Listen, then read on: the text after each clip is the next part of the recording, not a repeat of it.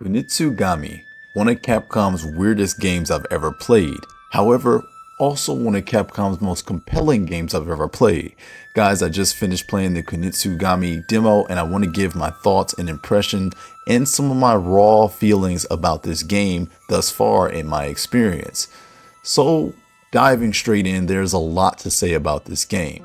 First is its abstract nature. This game is probably one of the weirdest and most out there Capcom games that the company has ever produced. On one hand, you have disturbing scenes like this cutscene right here, but then you have tranquil and very peaceful moments as well in the game. This creates a unique blend of abstractness and tranquility within this gaming experience, and it's quite like nothing I've ever played. Just like when I was watching the trailers, I didn't quite know how to go into this game, so I decided to take the plunge and play the demo for myself. And once again, every turn and every corner, I found something new about this game, such as just appreciating the graphics of this food here. There's just so many things about this game that I have to talk about, and I'm still processing my experience even as I'm recording and doing this video. So let's jump into some of the gameplay mechanics here. So after doing some research of how I could categorize this game, I end up coming to this definition here, that this is apparently Capcom's take on the tower defense subgenre. Tower defense is a subgenre of strategy games where the goal is to defend the player's territories or possession by obstructing the enemy attackers or by stopping enemies from reaching the exits, usually achieved by placing defensive structures on or along their path of attack. Now, obviously, Kunitsu Gami takes a different approach with this, as your goal is to guide the maiden through each of these sort of stages, I'll call them. There's a map here that kind of shows it a little bit better, but apparently there are these stages in these villages that you have to eventually guide the goddess through. Now, in each stage, there are potential allies waiting for you, but first you have to purge the defilement and get them out of their icky and gooiness. Now, once you get these allies out, or the villagers, you can assign them roles. They have plethora of different roles, like an archer, a mage of some sort, and even a melee physical fighter, which is the woodcutter. Now, one of the most awesome aspects of this game is you can actually give your newfound allies directives, and this is where the strategy kicks in. According to the role and according to the allies that you build and where you place them, this makes all the difference in how the scene will go once nightfall.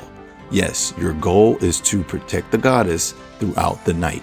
And this kind of core gameplay loop rinses and repeats, but it adds a different variation when it comes to different strategies, different roles you should use, and a difficulty of the enemies of the oncoming night.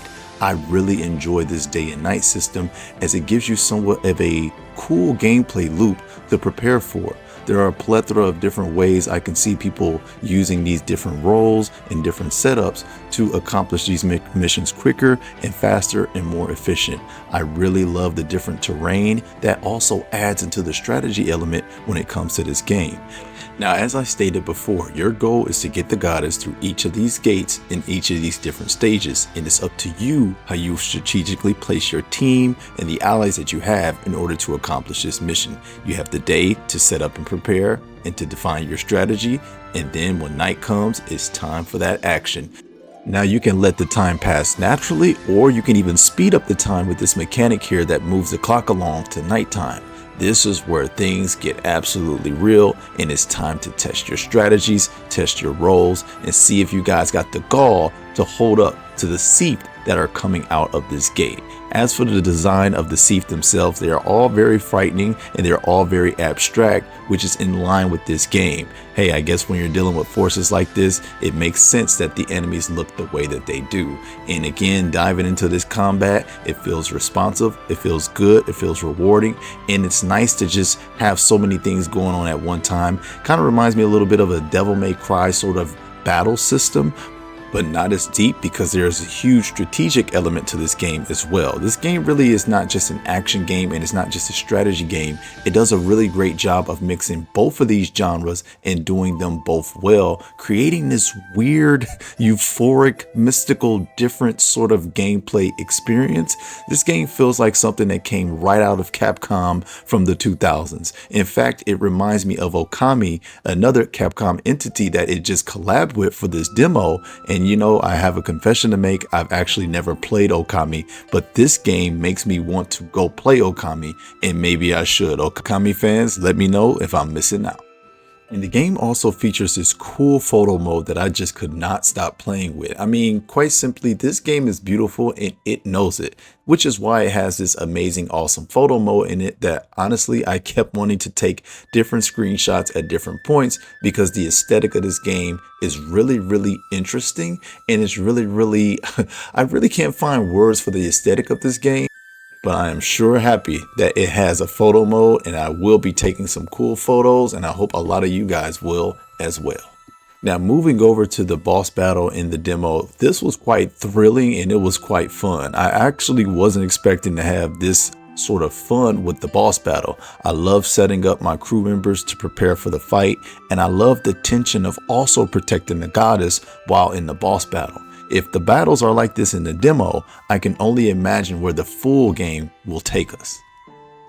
Giving commands during the boss battle was one of the funnest things I have done when it comes to an action RPG-esque game, because it's keeping me on my toes. It's making me think, and I'm having fun being enthralled in the battle that I'm in. So I actually like this change of pace. I actually like this mixture. I'm a strategy guy somewhat myself. So having this combat fast pace and then slowing things down to strategically place your members is a dynamic I didn't know that I needed right now in 2024. And Kunitsu Gami does a pretty darn good job of accomplishing this hybrid mix of gameplay. All in all, there's a lot here, and when the full game comes out, perhaps I'll actually get it and give you guys an actual full review. But as far as the demo go, I enjoyed what I played, guys. I didn't quite know what I was playing at certain times, and to be honest, I didn't even know why I was playing it at certain times. But all I know is it was an experience, and I definitely left with some value. Concerns that I have about this game. I'll be honest, I don't know how well this game will sell. Hopefully this game doesn't just fit into a niche and stay there, sort of like an Okami, but I don't really see I don't see the market for this game. But maybe that's where I'm failing to see the bigger picture, and this game just might take off. That's why I'm telling you guys, the best way I can sum up Kunitsu Gami is go play the demo for yourself. That is about the best way that I can sum up this game in words, because honestly, words will continue to fail me, because you just need to go play it yourself. All right, this is one of those games where you need to go get your hands on it and see if it's for you. Once again, I am very curious to see how well this game will sell and this game's appeal will be. Perhaps it'll go viral. Who knows? You never quite know with games like this. And this game might just not be for everyone, and that's totally fine, because everyone might not feel this tower defense gameplay loop. It remains to be seen how well this loop can hold up throughout the entirety of a gameplay. But I will say this was definitely a compelling gameplay experience, and I invite you all to go give it a try. Even if it's not your cup of tea, go check it out, see what they were trying to do with this. It's nice to see the company do new IP and fresh ideas in 2024. But that's about all I got to say about it, guys. This was definitely a different experience for your boy. Thank you for watching. I'll see you guys on the next video. Peace.